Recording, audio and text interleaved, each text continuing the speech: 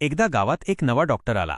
Doctor Dagdu. पण गावकऱ्यांना वाटायचं की तो डॉक्टर कम आणि जादूगार जास्त आहे, कारण तो प्रत्येक आजारावर एकच औषध द्यायचा. हसू.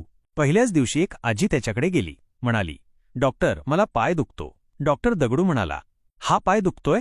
मग दुसऱ्या पायावर नाचा. सगळं वेटिंग रूम फाटून हसलं आणि आजी खरंच नाचली. म्हणाली, बापरे, दुखणं विसरलेच.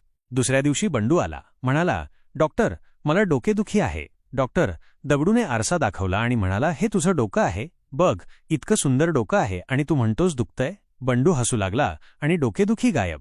हळूहळू गावात चर्चा सुरू झाली, हा डॉक्टर औषध नाही विनोद देतो. एक दिवस मात्र खुद्द सरपंच आजारी पडले. ताप, सर्दी, खोकला, सगळं एकत्र. डॉक्टर दगडू आला आणि म्हणाला, साहेब, हे सगळं तुमचं शरीर कंटाळलंय, त्याला थोडं हसायला द्या. डॉक्टर दगडूने सरपंचांसाठी खास विनोदी नाट्य केलं आणि काय सांगावं, 3 दिवसांत सरपंच पूर्ण बरे झाले. गावकऱ्यांनी ठरवलं, आता दर रविवारी हसवा, बरा व्हा शिबिर होणार. औषधं बाजूला, हसणं जवळ.